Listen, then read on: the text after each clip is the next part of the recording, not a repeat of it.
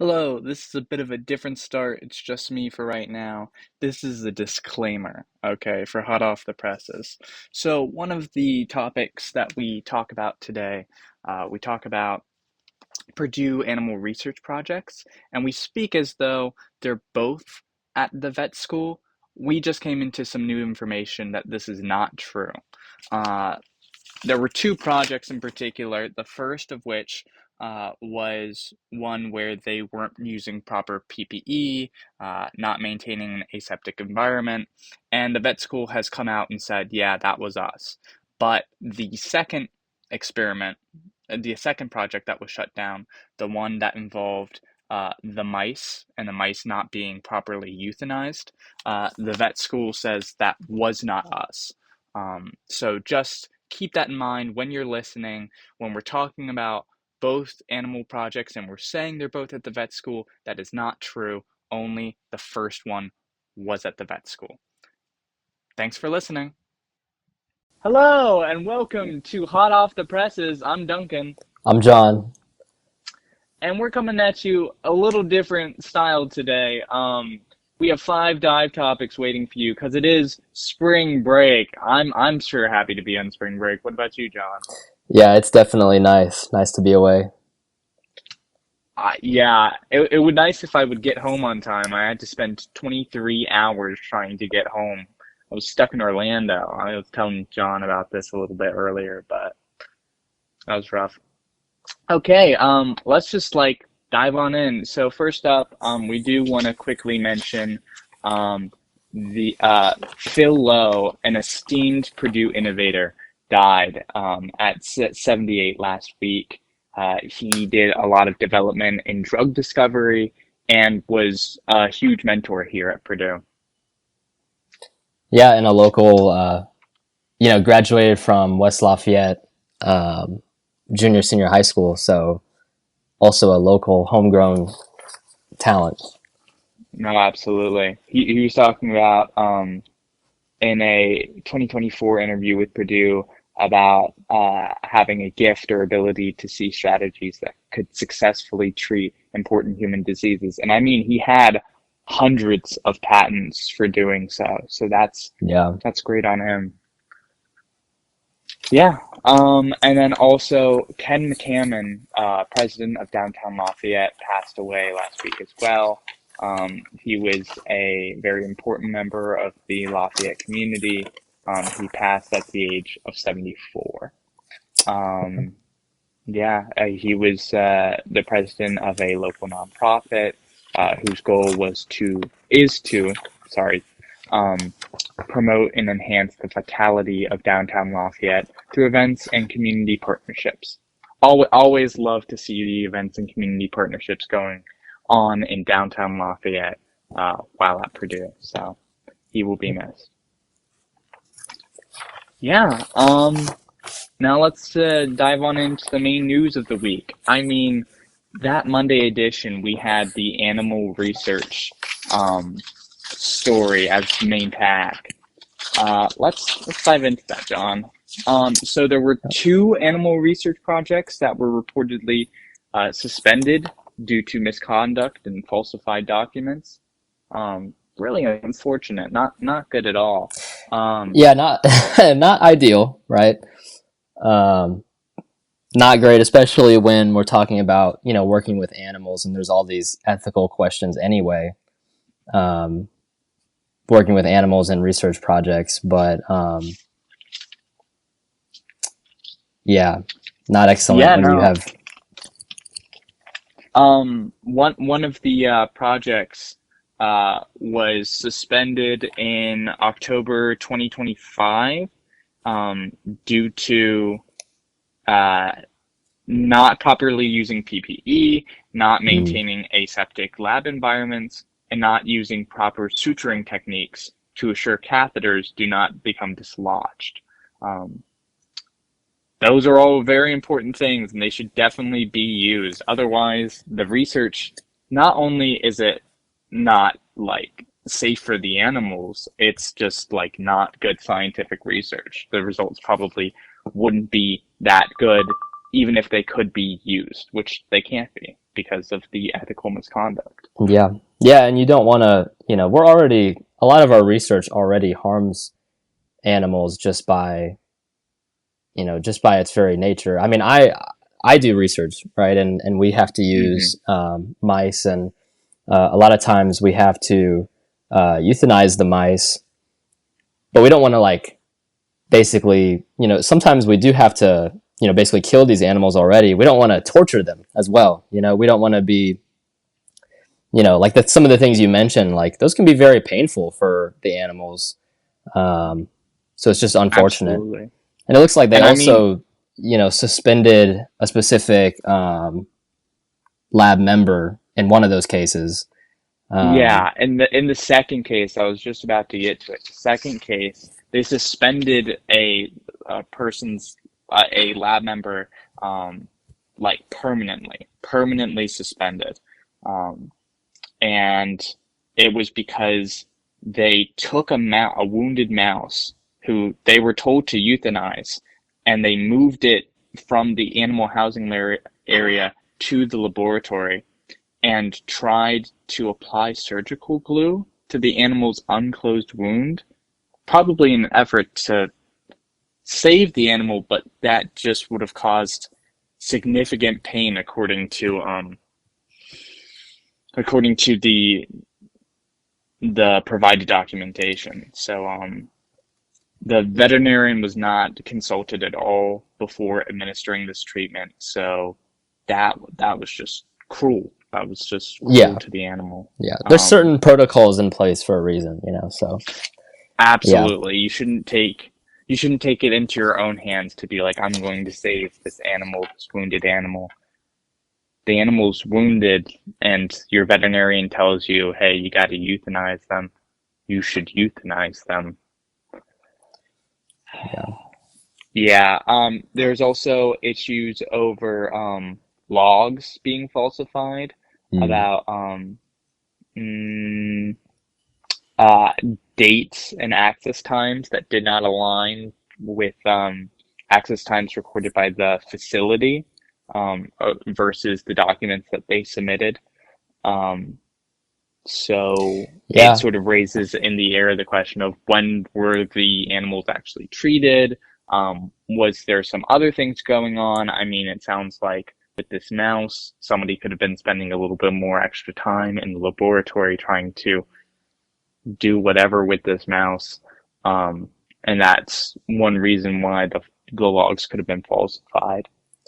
yeah. And again, I'm in research, and we handle stuff like, all the documentation and all the notes we have to take, and when we check in and out of facilities and all this random stuff. And you know, it seems irritating at the time, but like it exists for a reason because, we're keeping track of this kind of stuff. And so even though it can be annoying, you have to, you know, um, keep those up to date and just do it right. And not a good look to falsify documentation. No, that reflects poorly on Purdue itself, Yeah, I feel like. and especially And I with the mean, vet school being so well known too, so prestigious, it's right? so Yeah, prestigious, our vet school. Our vet school's awesome. It's just sad that something like this would happen. Um, I mean, a bunch of the unsuspended staff that were involved are being required to rego like retraining basically yeah, on this sort of thing. So, I mean, that makes sense. But it's just highly unusual that there were falsified documents of this nature. Misconduct is not the norm. And falsified documents are even less usual. So, just gotta keep not doing that. yeah, Yeah. I think that's it for that. But let's move on to a happier topic. Let's talk March yeah. Madness. Man, what about those Boilermakers? Big Ten champions. Big Ten champions. Yes. Did Yeah, you see that game against I did. Michigan? My family was over. We were all watching it, and it was great. And it was especially great to do it against the Big M, Michigan. Michigan. Especially when what's his name was talking. Did you see that video when we played them in the regular season? Oh yeah, he was talking some big smack Yeah, about F the Purdue. Boilermaker. I hate Yeah. Purdue. Oh Yeah. my gosh. And then we lost that game, And then we didn't did we? lose that game, unfortunately. Yeah. Yeah. I mean, Michigan, such a well put together team. I was totally surprised when we took the lead from them. You know. Yeah. Well, we've really stepped it up. I still think, I still think they're better than us. I'm not going to lie. I think they're more talented. What? They're probably more talented at least, but we've really stepped it up, right? We've been playing team ball. We've been playing great defense. Something we were lacking at points in the regular season. So hopefully this momentum will carry forward into the big tournament coming up. That sounds great. Yeah, no, absolutely. I'm really hoping. What seed are we in March Madness? I did not check. I Yeah, must so admit. we're a 2 seed. We're two seed. We're a two Ayo. seed. Yeah, which is a lot better than it seemed like we were gonna be. I'm sure our recent Exactly. performance helped us out. But Exactly. You know what I yeah. think was the difference, John? I don't think I watched any Purdue games in February. And I Yeah. watched this Michigan game and we really stepped it up. So I think I just got to keep watching the games, John. I think Yeah, that's what's going to make them step up. you better watch all of them right through the end of the No, I season. better. We'll win a I better. championship. Where do you think we're going to end? Where do you think we're going to end, John? Realistically. So I filled out my bracket earlier, Yeah. and I think we'll probably just miss the final four because we'll probably lose to Arizona in the round before. So Arizona? I think that puts us Elite Eight, right? Yeah, Elite Arizona's Eight. pretty good. Arizona's pretty good. I think only 2 losses on the season, so it would be a tough game. Hopefully we can win out and make it back into the championship game like we did. Oh man, I guess it would have been my freshman year. You weren't at Purdue yet, right? No, I was not. I was Oh, not. It's the year oh before no, me. I'm old. No, but yeah. Hopefully we can make it back in. I mean, it would be great. I'm more optimistic than you, John. Okay. I think the Arizona game is going to be very similar to the Houston game of last year. I was here for that one. Yeah, yeah, I think it's going to be a very close game. It's going to be a very down and dirty game, and it's going to come down to the last minute, right? yeah, And I think if we can clinch in that minute, we can make it to the final four. And once we make it to the final four, I think we have a shot at the championship. But getting past Arizona is going to be the ticket to there, yeah, essentially, yeah. is my It'll be prediction. it'll be tough, but yeah. I mean, if we can make it past them, we'll just have to see. If we can beat them, we can beat. I mean, I think we can beat anyone already, right? It's just realistically, like a lot of these teams are really good, so we'll have to see. But on another note, Braden Smith, Yeah, I think 2 assists away from being the all-time assist leader. I love Um, him. I love him. I could give him a big fat kiss. Oh my gosh. What yeah, a record breaker. yeah. Even with What a that what a beard, Boilermaker. are you into beards Ah, like that? Are you? Is no, that? no, not quite, but I'll make a special exception for him. Okay. All right. Yeah. Yeah, oh my gosh. Oh my gosh. Seeing him going up against like the towering 7 foot monstrosities on Michigan's team. Oh my Yeah. gosh. So Yeah. empowering. Yeah. So Yeah. empowering. And I thought it was great ripping the shirt up, changing jerseys, and then Oh, balling out. Yeah. cinematic. Put They're already 41. going for Put 41 in the yes. rafters. 41, bruh. 41 is already going insane online. People are Yeah. buying those jerseys for hundreds of dollars. Oh my gosh. Oh my gosh. What live cinema we saw before us, John. Yeah. No, it was an amazing game. Yeah. No doubt Oh about my it. gosh. I'm so excited. I'm so excited for March Madness. I The can't only wait. thing I'll say is I'm pretty sure the last time that we won the Big Ten tournament, pretty sure we followed it up with the loss to the 16 seed in Don't, March don't, Madness. don't. Oh, things don't happen like that twice. Lightning doesn't strike twice. You should know that, John Yeah, Miles. yeah, you're right. You're Oh right. You're my right. You're right. It gosh. won't happen. Yeah, It won't happen. Yeah, yeah. yeah. We'll be Don't say good. things like that. We'll be good. We'll be good. Yeah, We'll be you're so right. good. Yeah. It's just Arizona. Arizona's going to be a tough team, and then we're going to get through them. We're going to get through. We're going to get through Arizona. Okay. All right. We better start talking about something else. Yes. Yes. Okay. Back Sweet. to depressing topics. Yeah. Yeah. Hey, at the ending, there is going to be a happy Yeah. thought, Hey, we got so like a little stick around sandwich for going that. on here. It's like It's a a Big weird Mac. It's sandwich. like a double layered sandwich, you know. We got No, exactly, exactly. yeah, sad, happy, Okay. sad, sad, happy. Yeah. Okay, but AI, I know you wanted to bring this up. Let's talk about the article in Thursday's edition. CS students face uncertain job market as AI reshapes industry. What are your concerns, John? Yeah, that's rough, man. I don't know. I don't know what the answer is. I mean, AI is clearly getting more and more powerful. It's clearly going to take more and more jobs, and um, of many things, it's exceptionally good at coding, which is like a big Yeah. problem, probably. Mm-hmm. And so I think it's already hard to get a job with sort of oversaturation in the job market and more people having the degrees, but there's not, as many positions. But when you're talking about AI as well, yeah, I mean, that's going to totally reshape the. And I know what people say, right? Generally, it's like, well, you're not going to lose your job to AI. You're going to lose your job to someone who knows how to use AI better than you, right?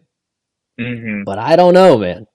I don't know. I think I mean, maybe at first that's true. Maybe that's true right now, actually. But Mm-hmm. you just give it some time. I'm not sure. I mean, what do you think, Mr. Economics? Okay, okay, hear me out. I get a lot of stuff from engineers and CS students in particular about like, oh, um, I'm still gonna have a job because I'm learning this AI, blah blah blah blah blah, and my STEM major is so like solid because it's STEM.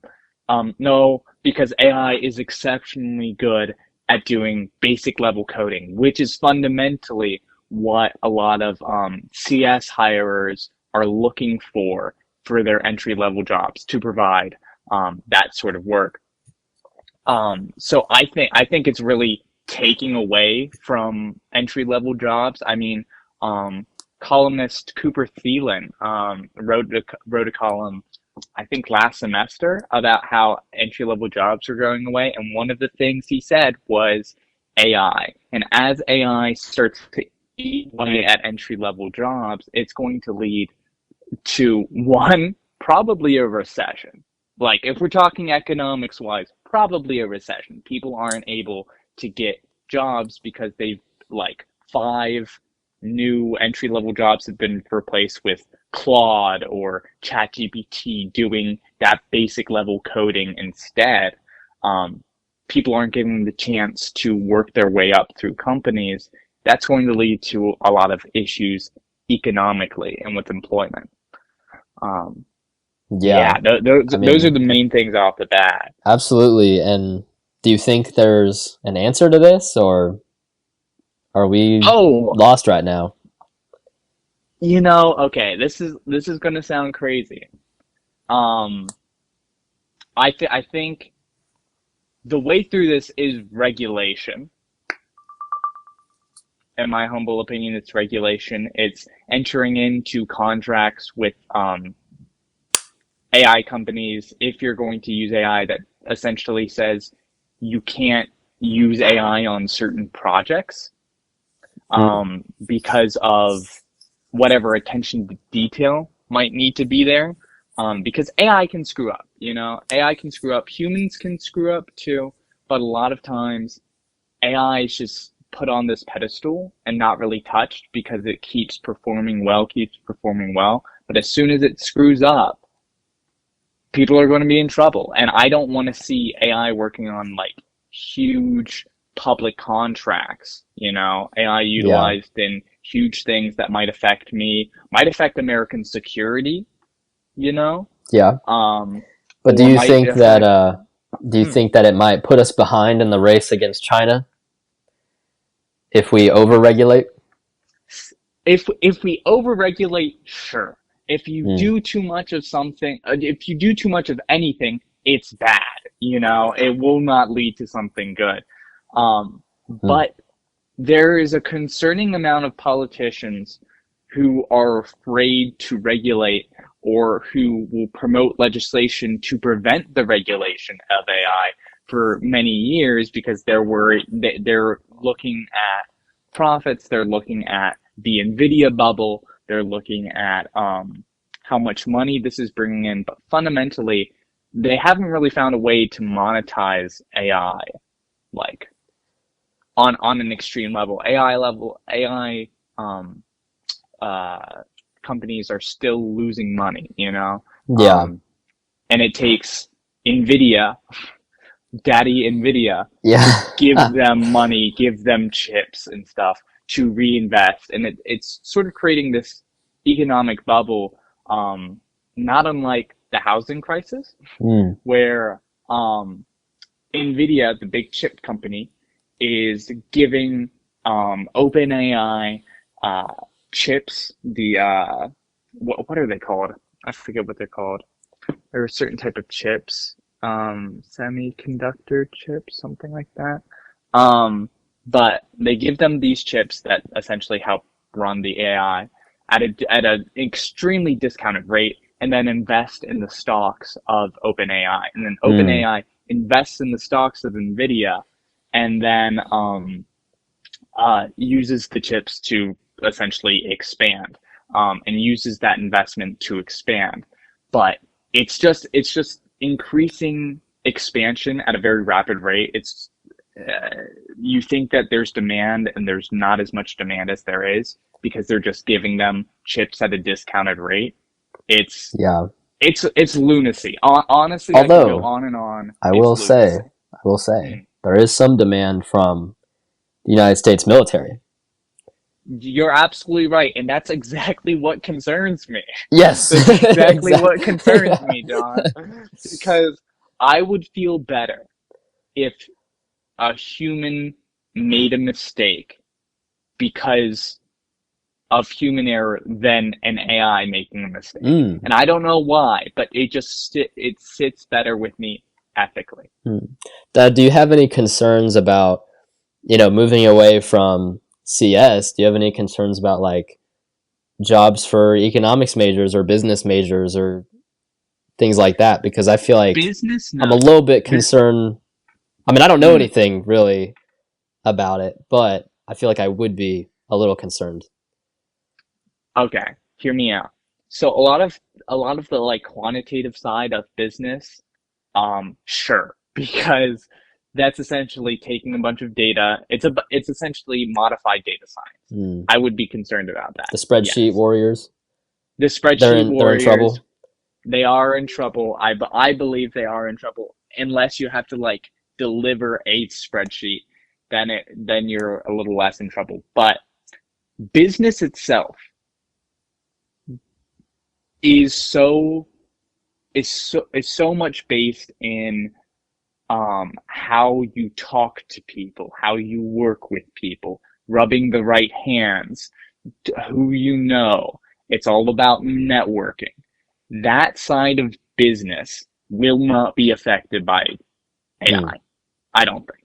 It won't be affected by AI nearly at all. However, the quantitative side, I do believe fundamentally will be affected. I do think those skills are important to learn. I mean, I'm doing my econ degree as a BS through the business school, which takes the more quantitative based Mm. approach to economics. But I think it's also important to acknowledge that people will be reluctant to trust solely AI. I believe there's something in our being that trusts people that we can see, touch, feel, hear, empathize with more than some chatbot communicating with us through a screen. Mm, absolutely. Yeah. Well, ladies and Um, gentlemen, you heard it here. The human experience. I think the human experience is so incredibly important to everything that it Yeah. will push back against AI in some form. Mm. But we will wait to see how much that works. We've really gotten away from CS students here, but We have, yeah. I mean, yeah, we have. no, I yeah. Um, So, what do you think the advice is to develop those people skills? oh yes, please develop those people skills. Oh my, like just everyone, everywhere. John, I'm gonna go on a tangent here. But I for the first what if people got into CS because they didn't want to develop people skills? You know, they just want to sit behind a computer and code. You know. well, a lot of people in CS right now are trying to transition to AI something because that's where they Mm. see their field going to. I mean, yeah, that is, but AI needs to find a way to monetize to keep afloat. Otherwise, it's going to crash, and it's going to be like the dot com bubble, or it's Mm. going to The be bubble like the bursts. yeah, exactly. Um, I'm honestly just waiting for that to happen because it will happen. Um, in terms of the CS students, the people who just wanted to sit at a little cubicle and code or stay at home and code, I don't know, man. I don't know. I don't really have great advice for you, man. Other than just develop those people skills. They will take you so far in life. But Yeah. Touch grass. Get touch, out. please. Yeah. Please, I beg of you. And please, please do not trust AI that much. You know, Yeah. it's going to steal your job. It will. It Yeah. will. Yeah. So, Absolutely. I mean, I agree with pretty much everything you said. You know, like mm, I'm trying to go to medical school and stuff, and I very yeah. much hope that I mean, especially right now, I would not trust an AI doctor, but I don't know. Hmm. I don't know when I will exactly. I think it probably always needs oversight for the foreseeable future, but Yeah, we'll see. I think absolutely it should. We will see. We will see. I think we've spent enough time on AI. Let's talk about um the let's talk about Senate Bill 285. Senate Bill Yeah, 285 in Indiana, which was signed into law by Governor Mike Braun, criminalizes being homeless in the state of Indiana. yeah. How dare they? Why would you do that? I'm just confused here. I'm confused by the reasoning. How Um, dare people be homeless? You know, throw them in jail. how dare they throw them in jail? They're going to have to pay a fine, Yeah, which they which probably makes cannot literally no pay if sense at all. Basically, mhm, yeah. if they're Um, homeless. Yeah.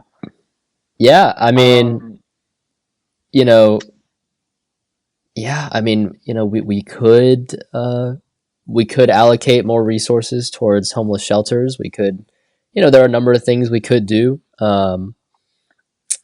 It's, I mean, in my opinion, in my very humble opinion, not great, not a great idea to just like take all those people and throw them in jail.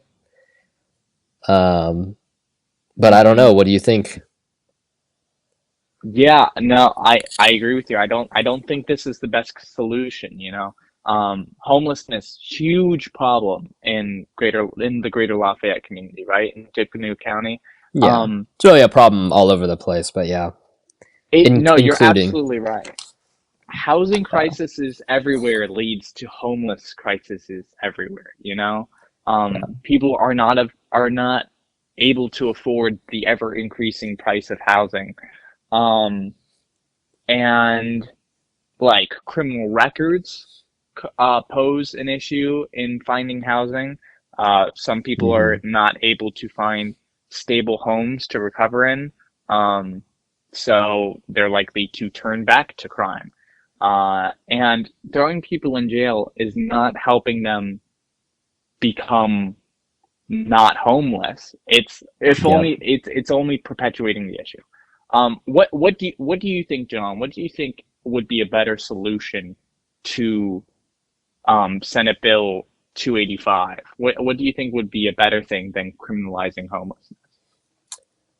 Well, I mean, definitely in some form, trying to secure more resources for homeless people, trying to um, have more options, more facilities where they can stay at. I mean, there are a number, looking at this article that we're referencing for Greater Lafayette, there are a number of places where they can go, but the system's already strained right now, right? And even in the article, it says there's been a spike from 2024 onwards. Um, so we have a system that's already strained. Let's help unstrain the system a little bit, right? It's not really a great Mm-hmm. idea to. I mean, I think it's not a great idea to further strain our justice system by criminalizing this. I mean, this is kind of.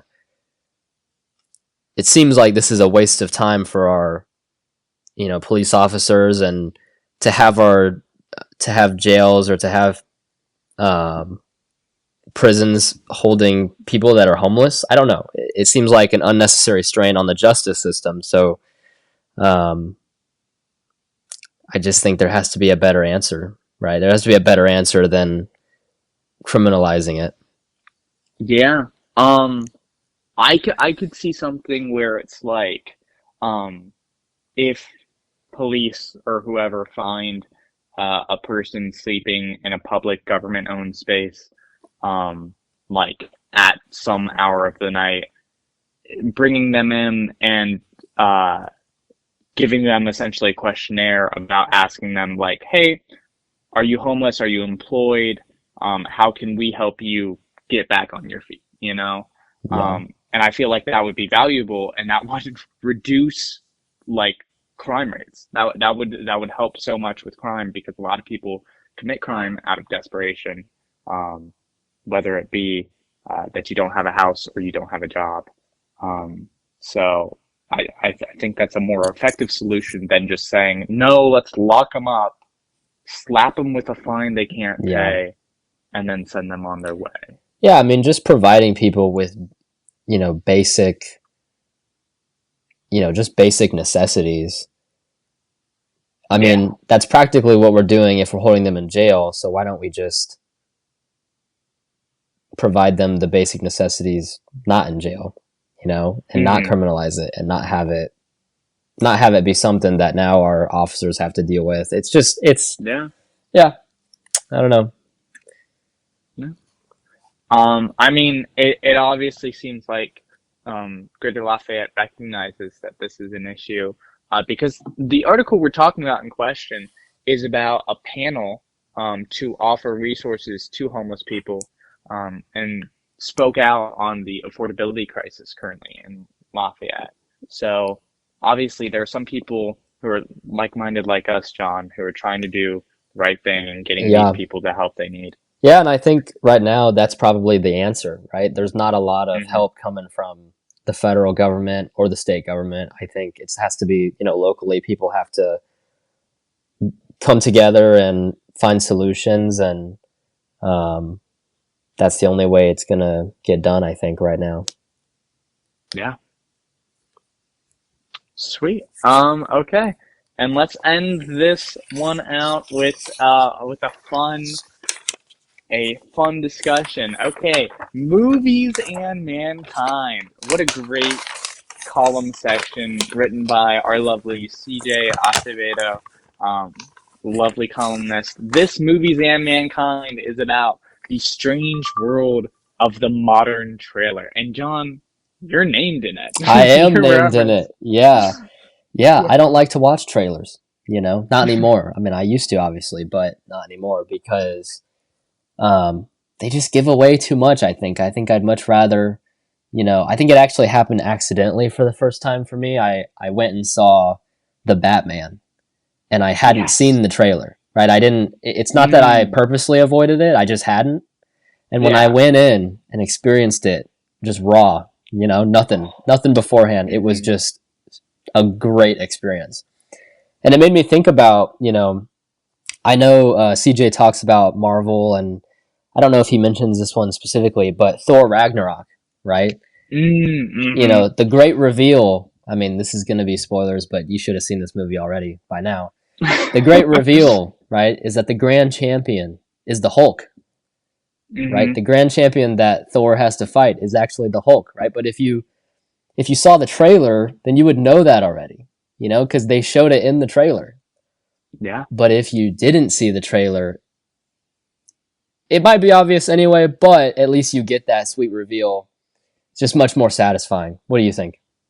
John, I think I'm going to lighten your day because I absolutely agree. I think there are too many trailers that give too much out. I think we've lost the art of the trailer.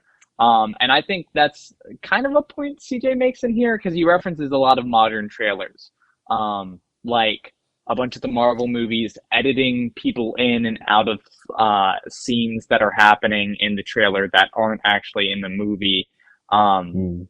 but honestly, I think it was a trailer for Us, the movie Us, that I feel like gave half the movie away. And I mean, Us is Mm. probably what, like a 2 hour movie? I don't want to be then sitting through a 2 hour movie seeing what was revealed to me in essentially 2 minutes. I don't want to spend my time or money going to watch that thing if I don't get that sweet reveal you were talking about, you know? A lot of my Yeah. favorite movies, John, a lot of my favorite movies have a sweet reveal or have something interesting about them. And I love going into movies not knowing what they're about at all and just being able to experience it. I feel like that surprise is essential for movie going. Yeah. Yeah. Absolutely. And the other thing that Mm. CJ mentions is that sometimes the trailers, it's not even that they reveal too much or ruin the surprise. It's that they're kind of deceptive, Yeah, which right? is ridiculous. Like nowadays, like having Yeah. yesterday, he makes the point that Anna de Armas was like in part of the trailer, and then her entire character gets cut in the movie. So there's no Anna de Armas, Yeah. and that like Anna de Armas fans went to that movie wanting to see Anna de Armas, and she wasn't in it, and they filed a lawsuit. And you know what? Yeah. Good on them. It was apparently dismissed, but Mm. um the ramifications have caused studios to be slightly more honest with their advertising, is what CJ wrote in the column. But that's ridiculous. Come Yeah. on. Be honest, you know? Yeah. Yeah. Be If honest. And I don't know. I mean, how do you think they can right the ship here? I mean, because my answer is, I'm just not going to watch trailers for the most part. fair. But do you think they can do it correctly, or should they just Yes. stop doing it and just announce the movies and then, you can see a poster?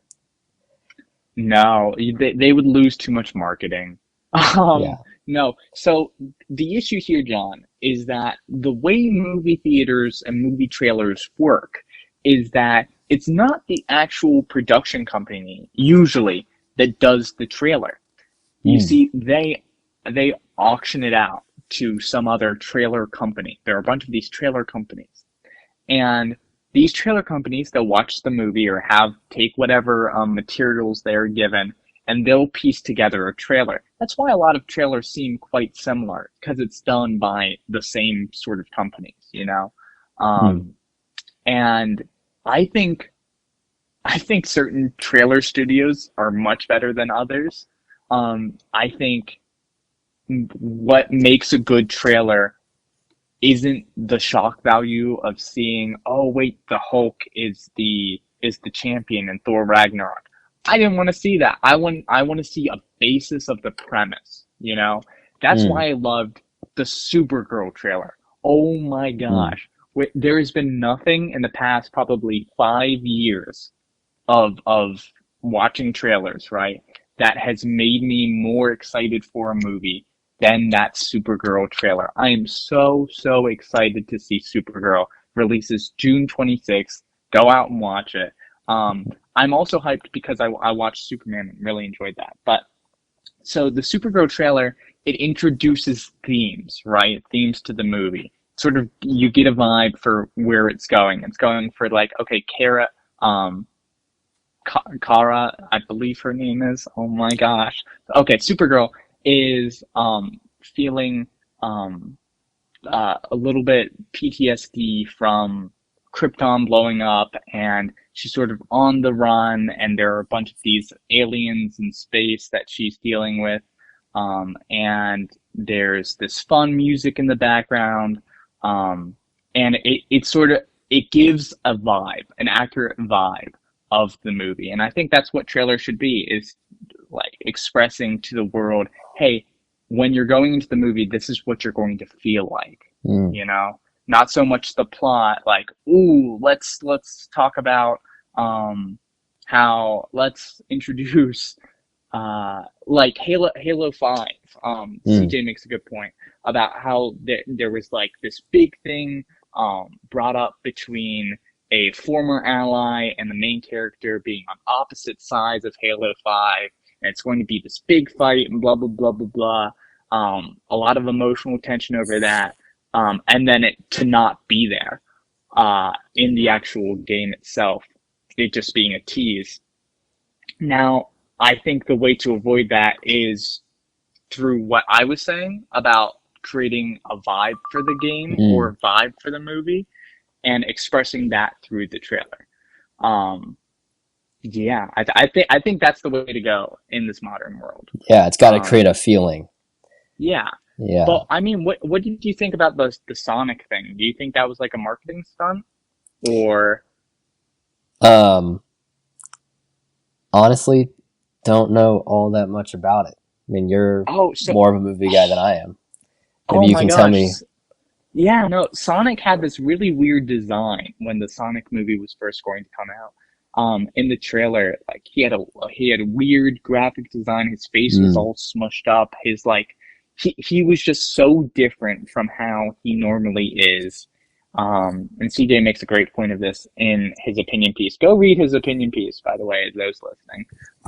It's very good. And then the the studio heard all the negative feedback from the weird Sonic face structure, Mm. and the movie studio said, "Okay, we're going to pause stuff and we're going to rework the entire movie so that it has a better design." And then they came out with the second design. Everybody loved it. And Mm. Sonic is now has like three movies, I think. Mm. Crazy, crazy that Sonic the Hedgehog has three movies. Oh, so the Sonic idea franchise. is maybe it was a Mm, marketing stunt. yes. See, Mm. it was. I agree.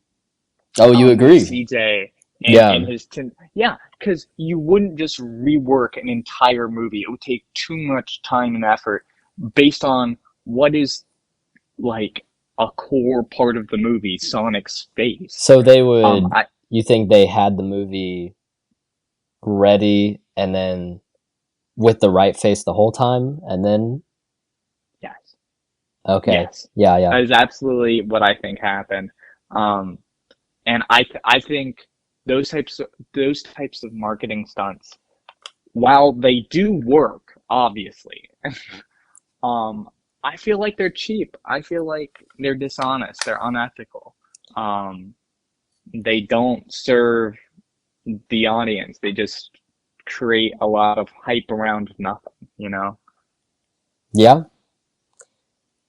Seems like it Yeah. worked though. It If did they work. did. It did work. Yeah.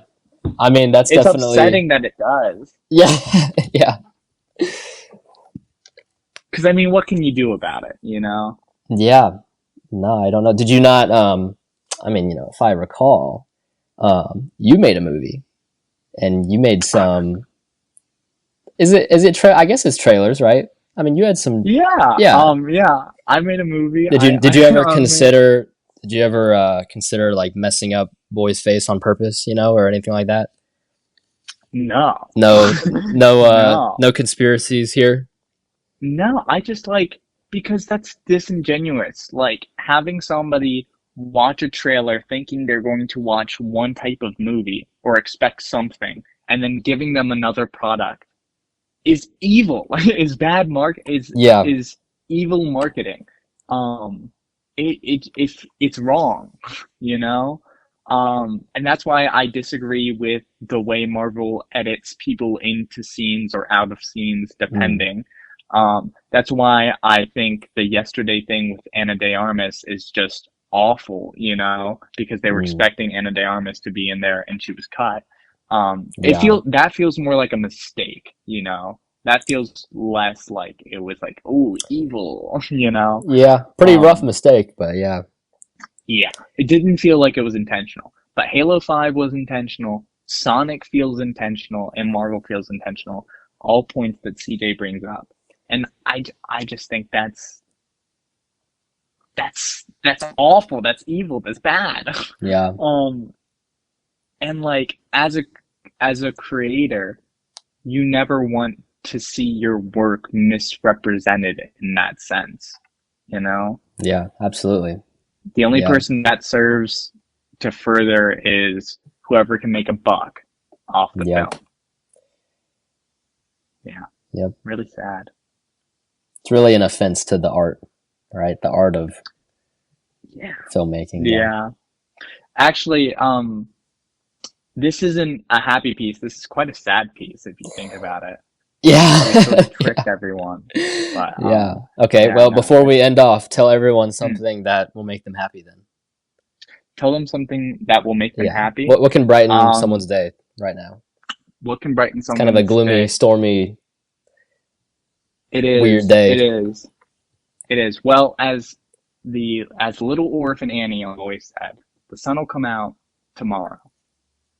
I think it will. I looked at the forecast. It looks pretty good, I think. I think. So back hopefully the sun in will come back out in Maryland, tomorrow. it will, or in Indiana, it will. Oh, Because oh, man, I back don't in know. Maryland. I don't know. I don't know. Once I Then I'm leave the not sure. state,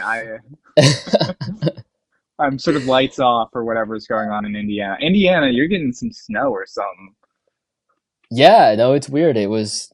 Yeah. I mean, it was snowing a little bit ago, at least. Hmm. But and then it'll be like 60 or 70 degrees later this week. Yeah.